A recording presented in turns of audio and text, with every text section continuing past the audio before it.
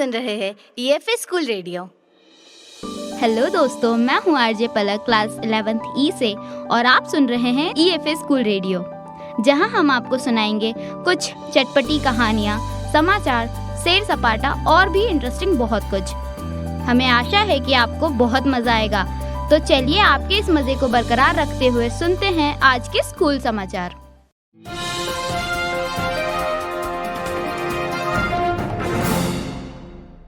नमस्कार, news bulletin में आपका स्वागत है।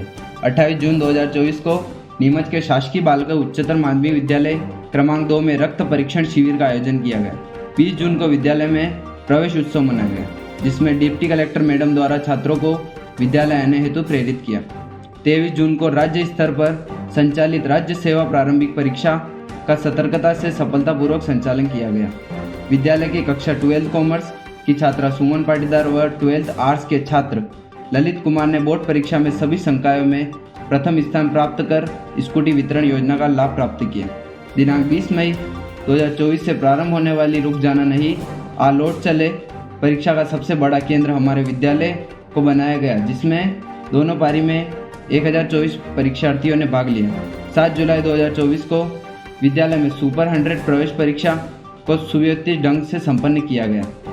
12 जुलाई को श्वेत हरित नीमच अभियान के तहत विद्यालय प्रांगण में 200 चंपा के पौधों का रोपण किया गया। धन्यवाद। आपका दिन शुभ हो। वाह दोस्तों, खबर सुनकर तो मज़ा ही आ गया और हमें मालूम भी चला कि क्या क्या हो रहा है यहाँ।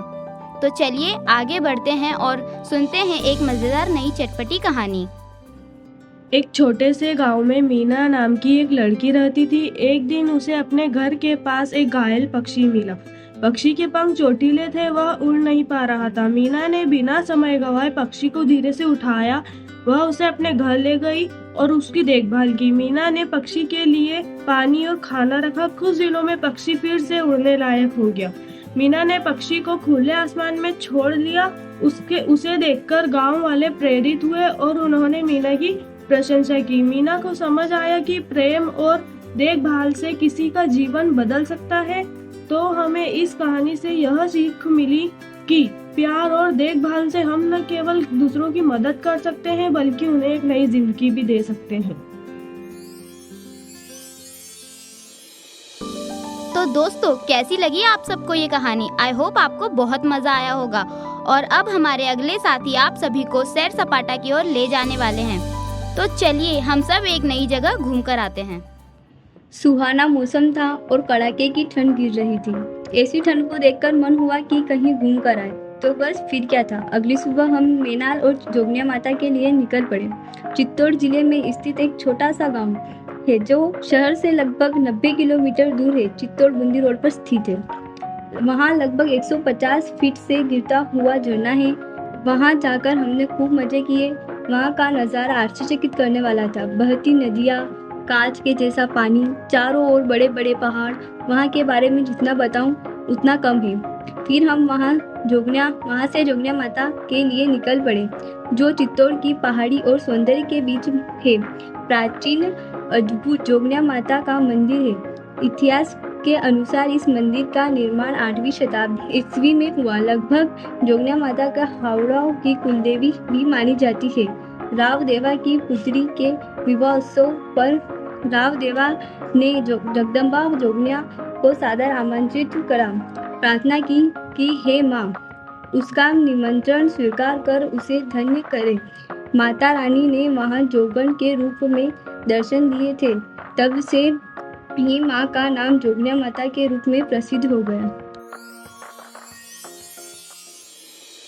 तो कैसा लगा आपको एक नई जगह घूमकर? तो चलिए आगे बढ़ते हैं और अब हम सुनेंगे कुछ बचपन की यादें। आप सबकी भी बचपन की कुछ ऐसी यादें तो जरूर होंगी जिसे सुनकर या याद करके आपको बहुत आनंद आता होगा। तो चलिए उन्हीं यादों को ताज़ा करते हैं और सुनते हैं बचपन की कुछ यादें। हमारे जीवन में कभी न कभी कई घटनाएं ऐसी घटित होती है जिन्हें हम भूल नहीं पाते। एक ऐसी घटना मेरी भी रही है। यह बात तब की है जब मैं 4 से 5 साल की थी। मुझे घूमने का बहुत शौक था। यह बात मुझे मेरी मम्मी बताती। जब मैं मेरी नानी के घर आई थी तो एक दिन मैं घर से बाहर खेल रही थी तो मेरी बड़ी नानी आई और बोली कि मेरे साथ मेरे घर चल।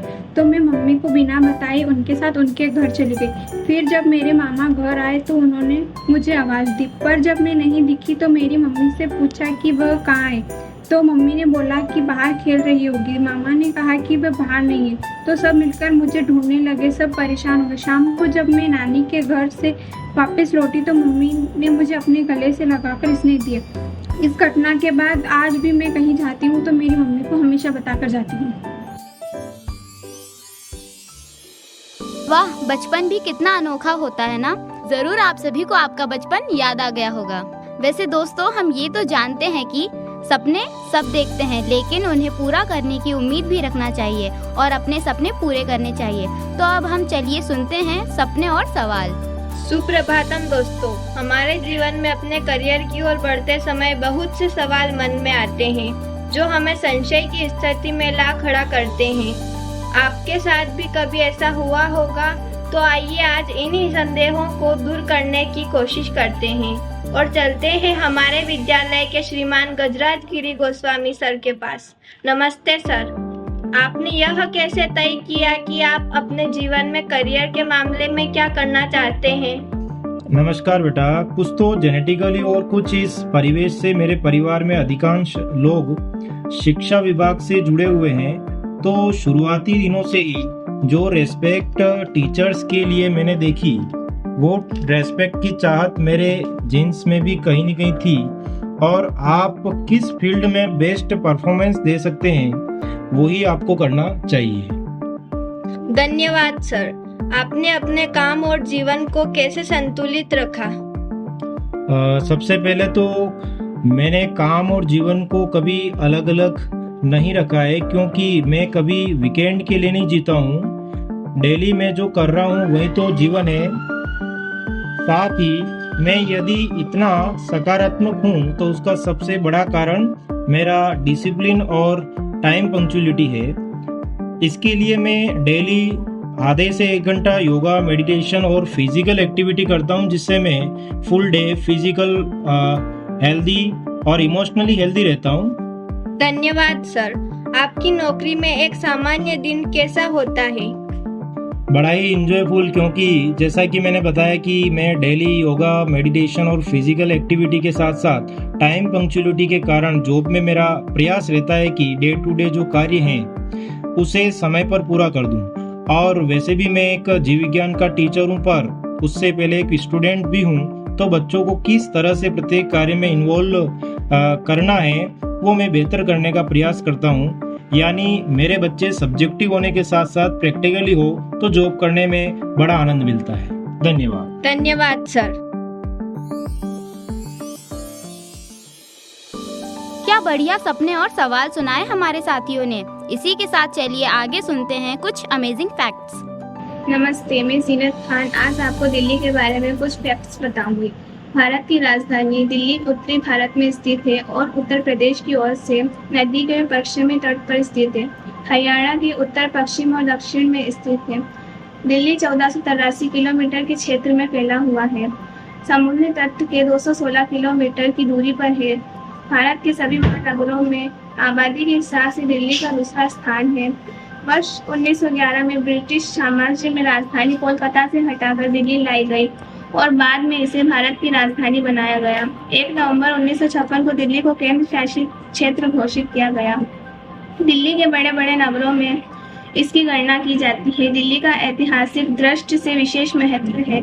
सबसे पहले महाभारत काल में दिल्ली को पांडवों ने इंद्रप्रस्थ के रूप में बसाया था। चिड़ियाघर के पास पांडवों का किला पुराने वाले किले के नाम से प्रसिद्ध है। ऐतिहासिक धार्मिक स्थानों के कारण दिल्ली दर्शनीय स्थल।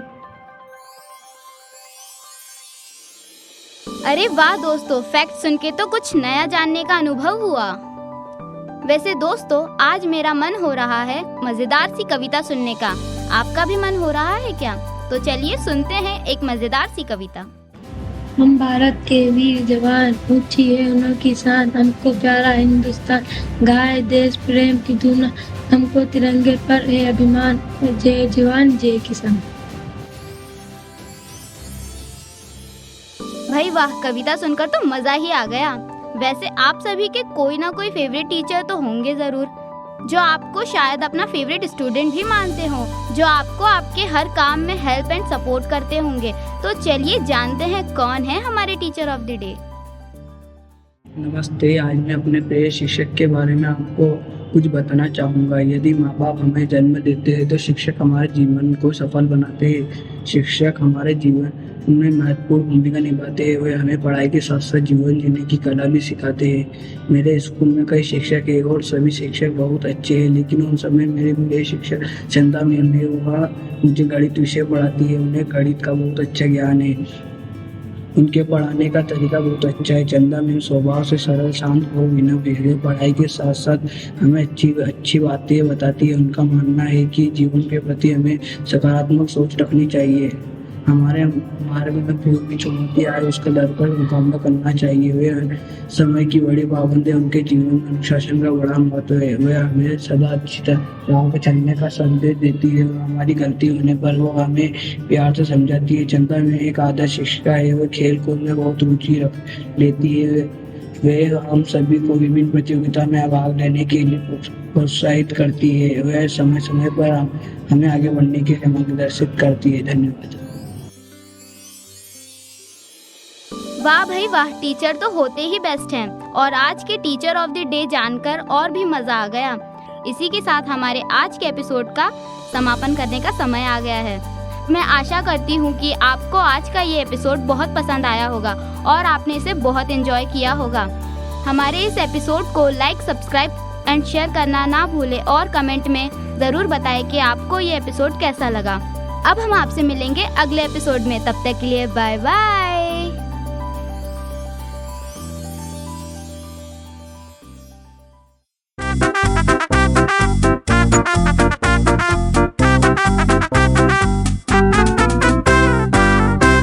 आप सुन रहे थे EFA स्कूल रेडियो।